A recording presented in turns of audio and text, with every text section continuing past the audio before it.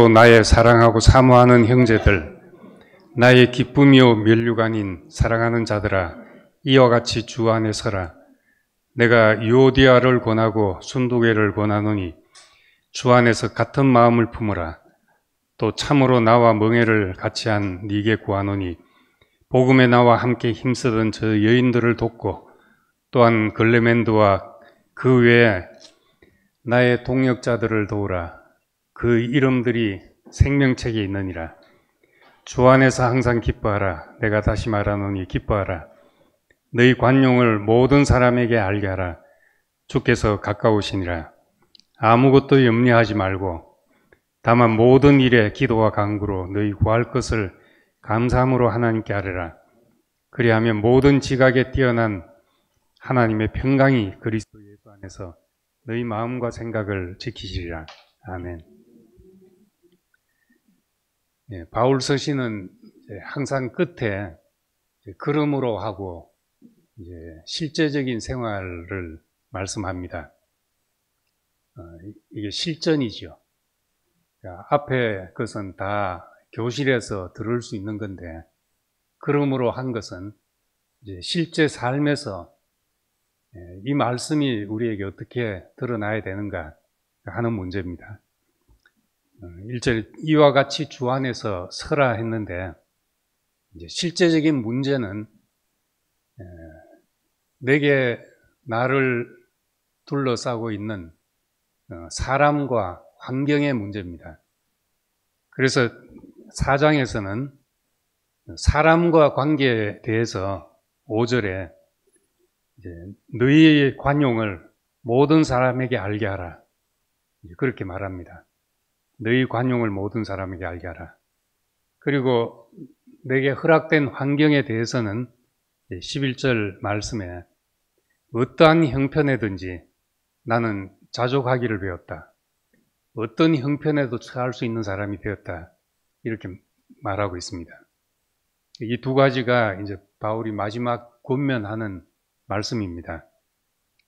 우리가 이렇게 살 수 있는 이유, 모든 사람에 대해서 내가 관용을 베풀고 어떤 형편에도 처할 줄 아는 사람이 되는 것은 그 앞에 3장 20절에 보면 우리의 시민권은 하늘에 있는지라 거기로부터 구원하시는 자 곧 주 예수 그리스도를 기다리노니, 그러니까 우리의 시민권이 하늘에 있기 때문에 세상에 있지만 이제 세상에 속하지 않은 다른 이유를 가지고 사는 겁니다. 이 말은 세상을 등지고 살라는 말이 아니고 세상을 버리라는 말이 아니라 세상에 있지만 다른 이유, 사는 이유를, 다른 이유를 가지고 다른 세계를 가지고 사는 겁니다. 예수님 말씀에 내 나라는 여기에 속하지 않았다. 이 말씀만 떼서 생각하면 예수님 이 세상은 버리고 다른 세계로 가는 것 같다 생각하지만 제자들을 위해서 기도하면서 저희를 데려가려 함이 아니라 보존하려 함이라. 데려가려 함이 아니라 보존하려 합니다. 그러니까 우리는 이 세상 속에 있지만 세상 속에서 다른 목적과 다른 이유를 가지고 살아가는 것입니다. 이 사람들은 이분법적으로 나누는 것을 좋아합니다. 이 교회와 세상, 소유와 존재, 또는 영과 혼과 육, 이렇게 나누면은 이 갈라치기 할 때 묘한 쾌감과 환희가 있습니다. 그렇구나 싶고 뭔가 명료해지는 것 같고 하는 그런 기분이 있습니다. 그런데 실제로 삶에서는 이런 것이 나눌 수 있는 것이 아닙니다. 우린 교회도 세상도 다 내가 사는 곳입니다. 교회 문을 들어오면은 교회 생활을 하고 나가면 세상이고 이렇게 나눌 수 있는 것도 아니지 않습니까? 또 교회 식구들하고 모이면 교회고 다른 사람하고 만나면 교회 생활이 아니고, 이제 이렇게 나눌 수도 없는 문제입니다. 우린 시장을 돌아다녀도 교회 생활을 하는 것이고, 교회 안에 있어도 세상의 상식이 통하는 사람으로 살고 있는 것입니다. 이걸 구분해서 생각하기 때문에, 두부 자르듯이 그렇게 나누려고 하기 때문에 세상에 아무 영향을 주지 못하는 사람이 됩니다. 맛을 잃은 소금이 되는 것과 마찬가지입니다. 소유와 존재, 이런 거 나누는 것도 마찬가지죠. 뭘 소유라고 할 수 있겠습니까? 뭘 존재라고 하겠습니까? 내 몸이 소유입니까? 존재입니까? 내가 이렇게 구분하고 있는 내 의식은 소유입니까? 존재입니까? 다 뭔가 들어온 것이잖아요. 그럼 아무것도 우리가 실제로 나눌 수 있는 것이 없습니다. 성경의 말씀은 소유든지 존재든지 우리가 받은 청지기로 사는 것이지, 관리자로 사는 것이지, 이건 아니고 이건 맞고 이렇게 나눌 수 있는 것이 아닙니다. 그래서 우리도 신앙의 여정을, 많은 과정을 거치고 왔습니다. 기독교 역사도 2000년이란 시간이 흘렀습니다. 그런데 그 역사의 교훈을 받지 못하면은 시행착오를 계속 되풀이하는 거죠. 또 똑같은 일을 반복할 수밖에 없습니다. 그래서 그런 경험이 우리에게 거울이 되고 시행착오를 반복하지 말아야 하는 겁니다. 그러니까 그런 경험이 축적될수록 좋은 것이라고 혹하고 훅 한 번에 한마디에 빠지고 우리가 이렇게 되질 않지 않습니까?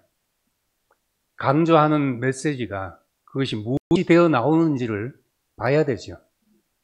결과가 그러므로 거기서 뭐가 나오는가, 그걸 봐야 되는 겁니다. 이게 뭔가 구분하고 이제 갈라치기를 하고 이런 것은 대부분 한쪽에 치우치다 보면 한쪽이 무너지고, 한쪽이 무너지면 결국 다 무너지게 됩니다. 창조의 과정에 밤이 되고 아침이 되니 하는 이 말씀처럼 생명이 자라는 데는 밤과 낮이 다 필요한 겁니다. 밤은 안 좋고 낮은 좋고 이렇게 할 수도 없고, 어느 하나만을 좋다고 일방적으로 취할 수 있는 것이 아닙니다. 우린 이제 워치만 리의 영에 속한 사람 보면 그게 영혼, 육을 정말 해박한 지식과 경험을 가지고 잘 나눠놨습니다. 그래서 이런 것이 사람들한테 굉장히 큰 영향을 줬습니다. 우리도 그 전통의 영향 속에서 살아왔다고 볼 수 있습니다. 저도 이제 한번 그 책을 읽었는데, 어느 부분은 어려워서 그냥 지나가지만 어느 부분은 정말 뭉클하고 감동적이고, 그렇구나 싶은 대목들이 있고, 그 훅 빠져들기 쉬운 책입니다. 대가들의 책을 읽으면 내가 그 이상 비판 능력이 없기 때문에 훅 빠져들죠, 그냥 대부분. 오랜 경험을 통해서 그것이 무엇인지 알고 나오기 전에는 이제 거기서 벗어나기가 힘듭니다. 그래서 책 한 권 읽은 사람이 제일 무서운 사람이라 그러잖아요. 그 책이 자기한테는 우주니까요, 그게. 근데 그렇게 구분하다 보니까 육체의 죽음, 자아의 죽음, 죽음 하는 문제가 생긴 겁니다. 근데 실제로 그것이 안 되는 이유는 머리로는 구분할 수 있지만 우리 분리할 수 있는 것이 아니기 때문입니다. 나는 내 자아가 죽었다 한다 하더라도 몸이 아파 보면 또 상황이 다른 겁니다. 이게 분리할 수 있는 것이 아니죠. 그래서 육체의 죽음만 가지고 뭘 한다는 것도 우스운 이야기고, 혼이 죽었다는 것도, 이것도 자기 생각이죠, 결국은. 죽음 앞에 서면은, 죽음을 맞닥뜨리면은 그 말하고 생각했던 것이 다 바뀔 수가 있습니다. 그러니까 우리는 몸을 가지고 사는 동안 무엇도 큰 소리 칠 수가 없죠, 우리는. 내 몸 안에서 내가 아무리 이타적인 삶을 살고 나를 내려놓고 살다가도 내 몸이 아프면 난 뭘 할지 모르는 사람인 겁니다. 그래서 이런 구분들이 어떤 현상을 설명하고 하는 데 유용하지만은 실제로 분리될 수 없다는 것을 알아야 되죠. 그래서 데살로니가전서 3장에 보면은 평강의 하나님이 친히 너희를 온전히 거룩하게 하시고 또 너희의 온 영과 혼과 몸이 우리 주 예수 그리스도께서 강림하실 때 흠없이 보존되기를 원한다. 이렇게 말씀한 것은 이제 이 말씀을 가지고 어떤 사람들은 봐라, 영과 혼과 몸을 구분해 놓지 않았냐 이렇게 말합니다.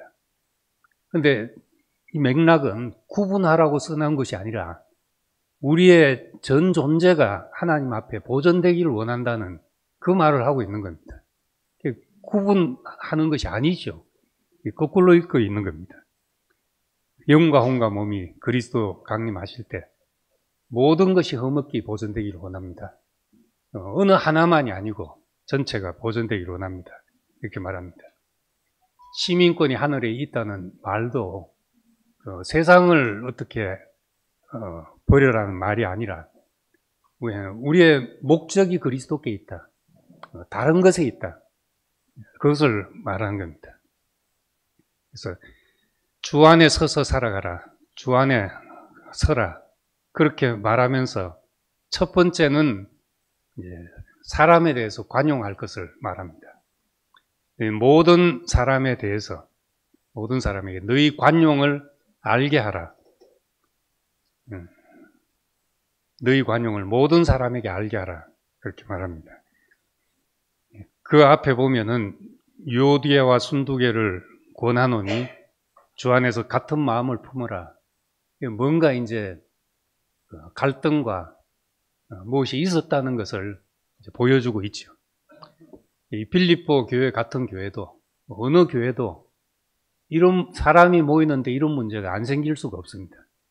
근데 이런 부딪히는 것을 통해서 우리가 더 깊은 자리로 우리의 관용이 드러나고 할 기회가 되는 겁니다. 이 관용은 다른 사람을 너그럽게 대하는 것이잖아요. 관자가 너그럽다는 말이니까. 그러자면 내 권리일지라도 내가 다 챙기지 않고 내가 옳을지라도 주장하지 않아야 관용할 수가 있습니다. 다투는 이유는 다 내 옳음이나 내 옳음을 주장하고 내 권리를 다 챙기려고 하는 것 때문에 다툼이 생깁니다. 시민권이 하늘에 있다. 나의 몫이 다르기 때문이죠. 내가 받아 누릴 몫이 다르기 때문에 우리가 그리스도로 만족한 사람이라면 다른 것에 집착하지 않는 것으로 우리가 드러나게 되는 겁니다. 그리스도가 우리의 부유함이 되었다면 뭔가 아둥바둥 발버둥 치는 사람과는 이제 다를 것이라는 것을 말하고 있죠. 관용하면은 이제 손해를 볼 것인가? 손해를 보지 않겠나? 내가 너그러이 하고 하면 사람들이 만만해서 기에 오를 수도 있고 또 내 권리를 다 빼앗길 수도 있고 내 원하는 대로 안 될 수도 있고 그런데 그 뒤에 하는 말씀이 모든 지각에 뛰어난 하나님의 평강이 7절 말씀에 그리스도 예수 안에서 너희 마음과 생각을 지키시리라. 모든 지각에 뛰어난 하나님의 평강. 우리가 지각하는 것은 떨어질 수밖에 없습니다.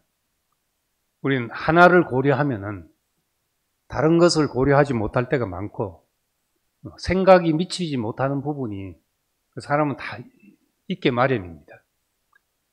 지금 내가 싸우는 이 문제를 둘러싸고 있는 얼마나 많은 다른 것이 있는지 고려 못할 때가 많죠. 그 정치가들은 이제 참 이 수가 무궁무진하잖아요. 스탈린이 쓴 편지에 한국 전쟁이 일어났을 때 이게 뭐 한국을 어떻게 하겠다는 것보다 이제 그렇게 편지를 썼다고요. 한국 전쟁이 일어나면 미국이 개입 안 할 수가 없을 것이다. 미국이 한국에 개입하면은 유럽이 뒤지 않겠냐. 그것이 우리에게 기회다. 그러니까 우리는 이제 그런 사람들은 이제 뭡니까 손자병법에서 성동격사하듯이 동쪽에서 소리 지르고 이제 서쪽을 격파하는 그런 전술처럼 그렇게 이쪽을 집중하고 있는 것 같지만 다른 생각을 또 하고 있는 거죠. 그래봐야 이 전쟁이 가져오는 자기 나라의 이제 어떤 문제들 이런 것까지 또 생각을 못하는 거죠. 먼 미래까지. 그러니까 사람이 인식하고 또 우리가 생각이 미치는 부분은 한계가 있기 때문에 내가 지금 당장 손해를 보는 것 같아도 그게 손해보는 것이 아니라는 겁니다. 그 예가 이제 아브라함과 롯의 이야기입니다. 아브라함과 롯의 소유가 서로 많아져서 이제 싸움이 자꾸 생기니까 우리 갈라서자. 그래서 네가 동하면 나는 서하겠고 네가 서쪽으로 가면 나는 동쪽으로 가겠다. 그렇게 해서 이제 롯이 먼저 선택권을 가지고 눈을 들어보니까 소돔 땅 그쪽이 물이 넉넉하고 눈에 보기에 여호와의 동산 같더라. 저기가 정말 낙원 같더라 하고 그쪽으로 갔습니다. 그리고 아브라함은 이제 다른 방향으로 돌아서니까 이제 척박한 산지만 남았던 거죠. 근데 그 척박한 산지에서 하나님의 위로가 있게 되고 그 다음 옮겨간 자리가 그리고 나서 옮겨간 자리가 헤브론이었습니다. 헤브론은 하나님과의 교통 그 자리로 옮겨가서 하나님과 친밀한 친구가 되는 이 자리로 가게 됐습니다. 눈에 보이는 좋은 것을 따라간 롯과 눈에는 아무것도 안 보이지만은 그게 하나님과의 교통이 있었다는 걸 생각할 때 우리가 뭘 보이는 좋은 것을 가진다고 그것이 다가 될 수가 없습니다. 모든 지각에 뛰어난 하나님의 평강이 우리를 지키신다. 이 믿음이 우리에게 필요합니다.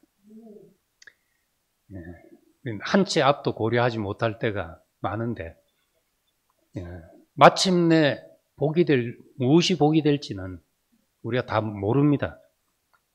잠언 11장 24절을 보면 과도히 아껴도 가난하게 되는 사람이 있고 허터구제하여도 더욱 부하게 되는 사람도 있다. 그러니까 지금 당장 하는 거 가지고는 모르지요. 허터구제했는데 내 곳간이 비는데 어떻게 부하게 되냐. 아끼고 절약하면 다 무엇이 이제 쌓일 줄로 생각하지만은 결과는 모를 일이라는 겁니다.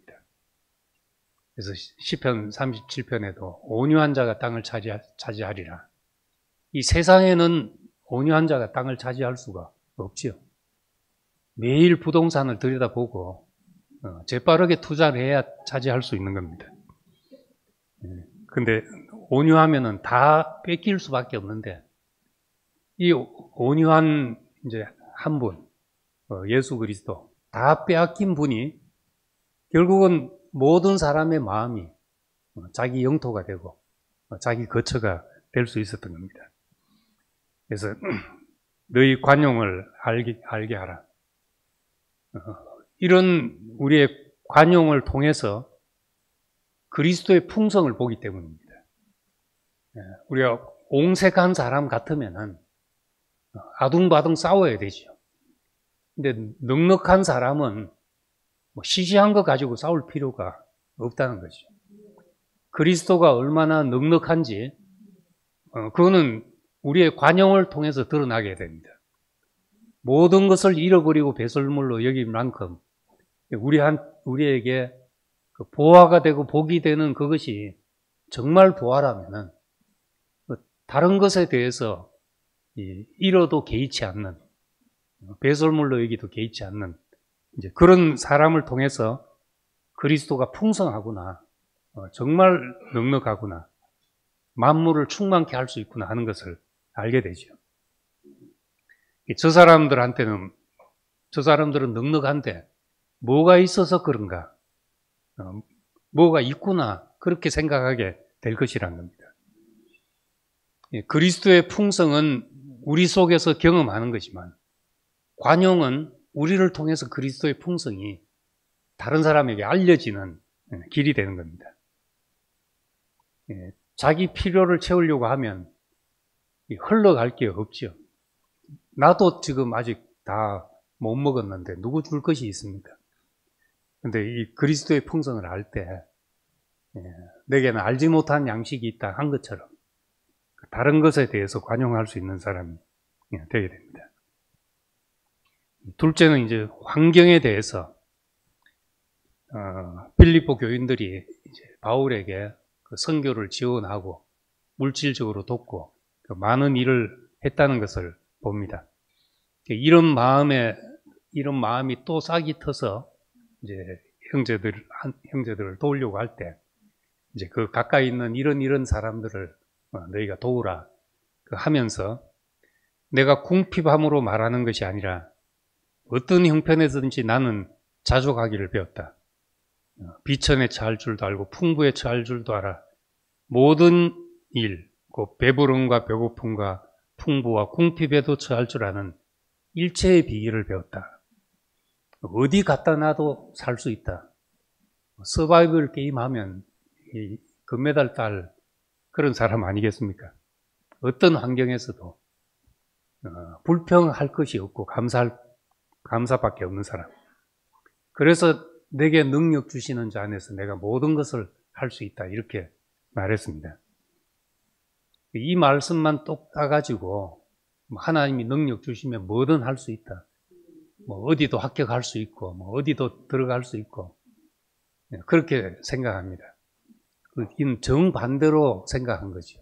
맥락을 무시하면 전혀 다른 말이 되어버립니다.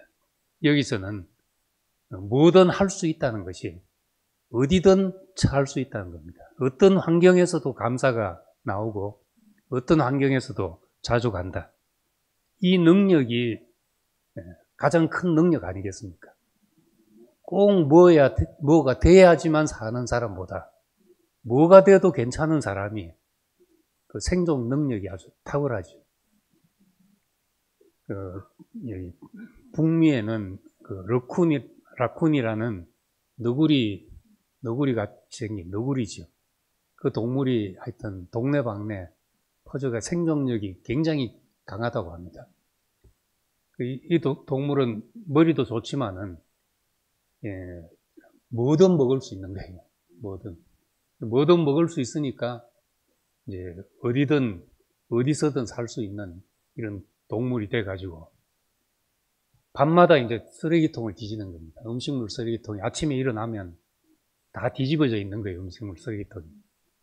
그래서 음식물 쓰레기통이 그전에는 이렇게 꼭지를 탁 손으로 열어야지 이제 열리는 거니까 너구리들이 그걸 터득해가지고 꼭지를 항상 열어가지고 다 아침마다 뒤지는 거예요. 그래서 이제 시에서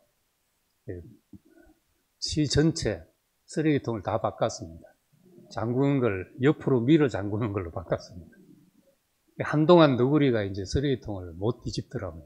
아침에 가면 넘어져 있는데 그래도 열리진 않고 그러다가 어느 한 동네에서 이제 열기 시작한 겁니다.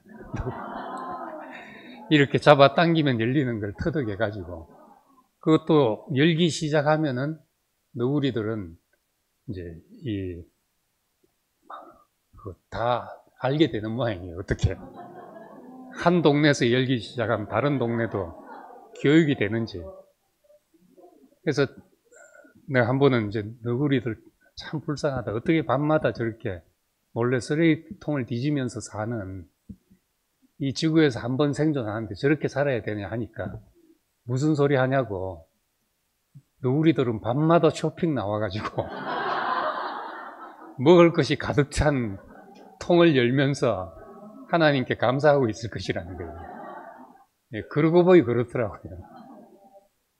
우리 같으면은 그거 먹고 어떻게 사냐 할 텐데, 그거는 밤마다 어떻게 이렇게 먹을 거를 여기다가 쌓아놓나, 이렇게 생각할 거죠. 생존력이 강하니까 번식력이 강해가지고 그렇게 급속도로 이제 퍼진다고 하는데, 우리의 생명, 요즘 아이들은 많이 안 놓는다 할지라도, 예, 하나님이 우리에게 주신 생명, 어디서도 살 수 있는 생명, 사망에 머무를 수 없는 그 생명은 내게 능력 주신 자 안에서 내가 모든 것을 할 수 있다. 어디서도 처할 수 있다. 일체의 비결을 배웠다. 자족하기를 배우니까 어떤 환경도 내가 살 수 있는 사람이 됐다는 겁니다. 어제 우리 경기도 있는 유영 자매가 간 수술을 하고 간을 한 70%를 떼낸 모양이더라고요. 그래서 간에 무슨 음식이 좋냐고 물어서, 아이고, 무슨 음식 좋다는 건 유튜브에 보면 많이 나와 있는데 내가 따로 말해줄 것도 없고, 간에 좋은 음식은 기쁨과 감사와 평안이다. 기쁨과 감사와 평안이 빌립보서에 다 있는데, 이 빌립보서가 간에 좋은 음식입니다. 간이 안 좋으신 분은 빌립보서를 한번 깊이 들여다보시면은, 그리고 이제 유튜브에서 찾아서 이제 간에 좋은 음식 찾으니까 나오길래 한 2개를 이제 보내드렸죠. 하여튼 우리 건강도 신경 쓰지만 마음이 기쁘고 평안하고 감사한 것보다 건강에 더 좋은 약이 없잖아요. 잠언에 기쁨은 이제 뼈에 기쁨은 우리에게 양약이 된다. 그런데 근심은 몸을 상하게 한다. 그런 말씀이 있듯이, 이렇게 어떤 형편에서든 처할 줄 아는 사람이 되면은 우리는 우리의 생명을 인해서 하나님께 감사한 사람이 되는 겁니다. 우리는 이미 다 받았습니다. 몸도 받았고, 기름 부음도 받았고, 인생에게 두신 고귀한 목적도 우리는 가진 사람들입니다. 이 근원적인 만족이 있으면 어떤 환경도 받아들이는 힘이 됩니다. 그래서 제가 자주 하는 말이지만은, 이 사람과 내 환경, 이것이 내게 허락된 모든 것이라고 할 수 있는데, 내게 허락된 사람과 환경이 나에게 하나도 필요한 것이 없다고 느껴질 때, 그 모든 것이 온전하다고 느껴질 때, 그때 우리는 흠과 티가 없는 온전한 삶이 되는 겁니다. 흠을 없이 그리스도의 날까지 이르기를 원한다. 빌립보서 1장에 바울이 그렇게 말했는데, 우리가 어떻게 흠을 없이 그리스도의 날에 이르는가? 그것은 내가 개인적으로 도덕적으로 흠을 없다는 말이 아니라, 내게 허락된 모든 것이 하나도 불필요한 것이 없다고 그렇게 느껴지고 그렇게 고백될 때 우리는 허물 없이 온전함을 이루는 삶이 됩니다. 그래서 그러므로 우리에게 주신 이 사람과 또 환경이 모든 것이 감사가 되는, 어떤 처지에도 우리가 자족하며 처할 줄 아는 이 생명을 우리에게 주신 것을 감사드립니다. 기도하겠습니다. 아버지 하나님, 우리 빌립보서를 통해서 참 고귀한 목적을 주시고, 그리스도라는 우리 인생의 소망 안에서 살든지 죽든지, 풍부에 처하든지 궁핍에 처하든지, 비천하든지 배고프든지 어떤 자리에도 처할 줄 아는 그런 생명을 우리에게 주셨습니다. 이 생명으로 말미암아 우리가 관용하게 되고, 이 관용을 모든 사람으로 하여금 알게 해서 우리의 넉넉함을 보게 하시고 이 풍성한 하나님의 베푸심에 모든 사람이 동참할 수 있게 되기를 원합니다. 우리 인생에 허락된 하나하나 참으로 감사합니다. 이 함께 가는 교회 우리를 불러주시고 한 사람 한 사람 보배로운 사람을 머리끝부터 발끝까지 기름 흐르는 그 기름 부음을 우리에게 주셔서 영생을 누리게 하신 것을 감사드립니다.